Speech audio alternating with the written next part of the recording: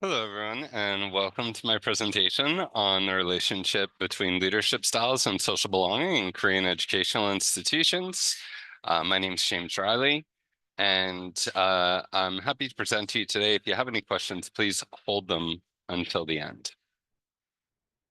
Okay, so as I mentioned, my study aimed to investigate the relationship between different leadership styles and social belonging.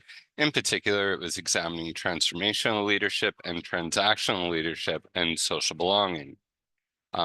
Supplementary findings also investigated the relationship between laissez-faire leadership, passive-avoidant leadership, and social belonging. So the participants in this study were expatriate teachers in Korean educational institutions, and I'll talk a little bit more about that later on. And this study sought to inform institutional problem solving and organizational improvement at Korean educational institutions, and it also sought to contribute to scholarship in the field of leadership, social identity theory, and social belonging. So what brought about the need for this study? Well, of course, we're living in an increasingly globalized world, and education is no exception to this globalization. And as more and more teachers go overseas to seek new job opportunities, they encounter new challenges. And among these challenges, they encounter the challenge of socially integrating into a new culture and into a new society. And this can result in a lack of social belonging for these teachers. Since a sense of belonging, a sense of social belonging is central to establishing a positive social identity, many of these teachers feel conflicted about their social identity and they have challenges in establishing this social identity. When employees have a negative social identity or a challenged social identity, this can lead to negative work outcomes. So again, with more and more globalization in the field of education, this creates the need to examine the relationship between leadership and social belonging in Korean schools. So there are many different approaches to studying leadership, and this study is going to be informed by research into transformational and transactional leadership, which is based on the work of James McGregor Burns in his seminal book Leadership, which was written in 1978. He distinguishes between transactional leadership, which is short-lived, versus transformational leadership, which is based on enduring relationships and engages the entirety of the follower. So let's talk a little bit about transformational leadership. Transformational leadership is a leadership style that engages the whole person. It seeks to satisfy the higher order needs of all followers. And again, there's a long-term time horizon. It's based on enduring relationships. And there are four factors associated with transformational leadership. And we'll talk a little bit about each of these. They're idealized influence and inspirational motivation, intellectual stimulation, and individualized consideration. So it's important to note that the relationship between transformational leadership and social belonging has been relatively unexplored in Korean educational contexts up to this point, creating a gap in the literature and further pointing to the need for this study. So what is idealized influence? Well, idealized influence and inspirational motivation taken together form what's commonly known as charismatic leadership. And idealized influence really gets to this charismatic element of leaders. When a leader exhibits idealized influence, the followers respect this leader, they trust him, they admire him, they want to be like him. This person serves as a role model. So this is about the attributes that a leader has, but it's also about their behaviors, right? They're very moral, ethical, and they're people who we look up to and we idealize. We think that they're the ideal leader. We want to be more like them. Inspirational motivation speaks to the ability of a leader not just to articulate a vision, not to just to craft a vision, but to communicate it well to their followers. Leaders who exhibit idealized influence, they expect their followers to go above and beyond. And it's important that they communicate that this is for the benefit of the group. Now, since social belonging is based on belonging into a group leadership behaviors, of course, are incredibly important. Intellectual stimulation is the third element of transformational leadership. This speaks to the ability of a leader to challenge their followers, to get them to go above and beyond in their job, to get them to want to do more. And oh, and one more note here. It's important to note that they challenge their traditional beliefs. They get their followers to think outside the box. And I think something else that's important here is that they empower their followers, right? They don't just challenge them to think to reevaluate their own beliefs, but they give them the ability uh, um, to act on that. So the fourth element is individualized consideration. And this is incredibly important. Individualized consideration speaks to the ability of leaders to treat their followers as an individual, right? We talked earlier about group leadership behaviors. Transformational leadership also encompasses the ability of leaders to treat their followers as individuals and to help those followers to reach their own personal goals and fulfill their own personal potential. So transformational leadership runs counter to transactional leadership. Transactional leadership, like the name implies, is based on short-lived exchanges, exchanges of things of value, simply exchanging your time for money. And there's three elements of this. Contingent reward, which is based on reward per performance. Management by exception active, where managers play an active role and they intervene when employees deviate from what's expected, or management by exception passive, where managers are largely absent. They only intervene when deviations from the expected norms are severe. So this is not associated with change. This is largely associated with maintenance of the status quo. However, this is something that's quite common in cultures where there is a high power distance. And South Korea is a culture where there is a high power distance.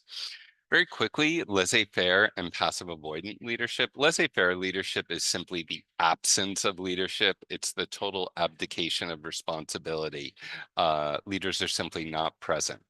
And passive-avoidant leadership combines laissez-faire leadership with that passive management by exception that we talked about previously. So passive management by exception, again, is only interfering or intervening when things are very serious. So basically, you have a leader who's not present, but who only contacts you or is involved with you when you make a serious mistake. Both of these fail to establish collective group norms, and they result in a lack of group cohesion. Remember, group cohesion is important to social belonging. So this study was a quantitative, non-experimental correlational study. A quantitative research approach was chosen because this best addresses issues related to correlation. And that's what we're looking for here. We're simply looking to see if a relationship exists. This is not a causal study. The research instruments that were used were the MLQ Rater Form and the Challenge Sense of Belonging survey. These two research instruments were combined into a single survey by Mindgarden Inc., and they were distributed through the CoT-SOL Facebook group. A Shapiro-Wilk test of normality was performed, as well as a Pearson's R and a Spearman's correlation test. So as I said earlier, the participants were all expatriate teachers who were teaching or have taught in South Korea. They could have taught in public schools, private schools, universities. Those teachers who taught virtually from abroad were excluded. Korean teachers were also excluded. This was for expatriate teachers. Power analysis was conducted, and it showed that we needed a sample size of 84. There were 91 responses to the survey. 2 were excluded as the survey was not completed, and that left us with a sample size of 89. The CoT-SOL Facebook group has over 4,000 members. This represented a form of convenient sampling. All participants were required to complete an informed consent. Their participation was voluntary and anonymous. In order to ensure anonymity, no identifying information was collected, and that included demographic data. I'll speak to that a little bit more when I talk about limitations. It was also participants were free to withdraw at any time. Okay, so our research questions were, is there a statistically significant relationship between transformational leadership and foreign teachers' sense of social belonging? We have our null hypothesis was that there's no statistically significant relationship, and our alternative hypothesis was that there is a statistically significant relationship. The second research question sought to investigate a similar relationship between transactional leadership and foreign teachers' sense of social belonging. Our null hypothesis was that there was no such relationship, and our alternative hypothesis was that there was. A Shapiro-Wilk test was performed, and it resulted in a p-value of 0.01, indicating a violation of normality. Non-parametric tests like the Spearman's correlation tests were considered, but when research shows that when sample size is 85 or greater, there's no impact on correlations of medium strength. So it still results in stable means and stable standard deviations. And when you've got a strong correlation, which this did not, this had a medium strength correlation, you can have even smaller sample sizes. So when the Pearson's R correlation was run, we got a measure of 0.416, which is a positive correlation of medium strength. And since our p-value was 0.001, the null hypothesis was rejected. Again, for research question 2, we ran a Shapiro-Wilk test and found a violation of normality. Again, consideration was given to non-parametric tests. Again, since we had a sufficiently large sample size, we ran a Pearson's correlation, and we got a p-value of 0.661. So the null hypothesis failed to be rejected. So what are the implications for this study? So, well, we see that there is a positive relationship between transformational leadership and social belonging. And we also saw no relationship between transactional leadership and social belonging. So for leaders in multicultural institutions, we see that transformational leadership does enhance social belonging. It enforces confirms previous research that transformational leadership is tied to a positive perception of organizational climate, and this positive perception of organizational climate can lead to enhanced collaboration. Let's see. Okay, this is important for all leaders in all multicultural settings because transformational leadership has been it's consistent with research that's shown transformational leadership can lead to enhanced social belonging. It's also previous research has also shown that transformational leadership has been tied to positive perceptions of organizational climate, and this positive perception of organizational climate can lead to enhanced collaboration.